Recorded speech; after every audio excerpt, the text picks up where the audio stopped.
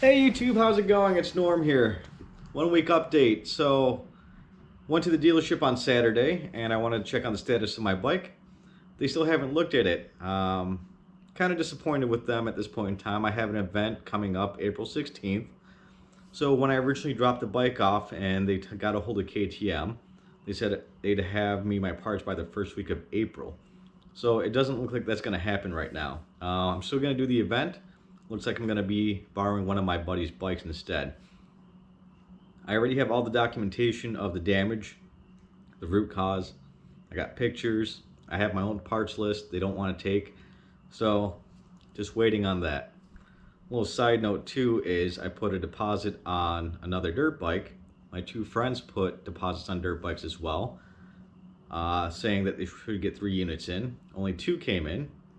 So I was going to give my friends first cracks at the bike. So they go ahead and contact the dealership. Then the dealership says that those 2 bikes were already spoken for. Someone previously put deposits on them, and the 3 of us didn't get bikes. Lucky for them, they were able to find these 2 bikes out in Indiana and they're happy. So I'm still waiting. Hopefully I get these parts. And if you're wondering about this bike in the background, that's my buddy's KTM EXC F 500 2017. So it's street legal. He was riding a couple years ago and someone pulled out in front of him when he was going about 50 miles an hour. So I'm assembling this bike for him. I'll show you the frame, spare parts, and we'll go ahead and dig into this one a little bit as well on this video. I've been getting the parts from Rocky Mountain ATV. I'm not sponsored by them, but they have great shipping, great prices, great selection as well.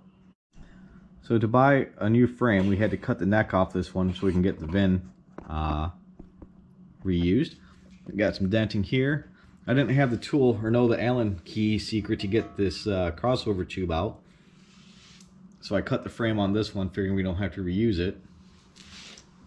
And there's the wheel. And there is the fork. So the crossover tube, which I've already assembled, I put this one back together, adjusted the valves for this upper radiator hose. KTM sells a special tool for that one. I just used a 14mm Allen to tighten it back up. And worked out pretty good. Put a little bit of thread sealant on that one, make sure it doesn't leak and make sure I don't have to do it twice. So just got this box in today from Rocky Mountain ATV. This came from Nexus Racing. I got the new steering bearing kit for this one. New frame doesn't come with them. Got a new triple clamp coming in tomorrow. KTM power part, so I'll go ahead and unbox that one. I'll shove these aside for right now.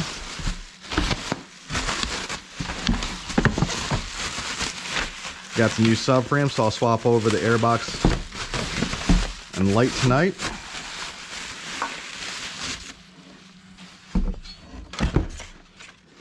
Master cylinder for the clutch. As you can see, that one broke at the mount.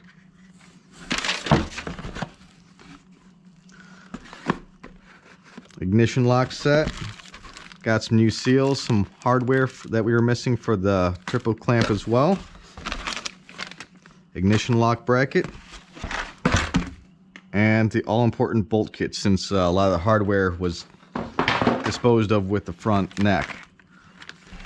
And I'll show you guys the aftermath.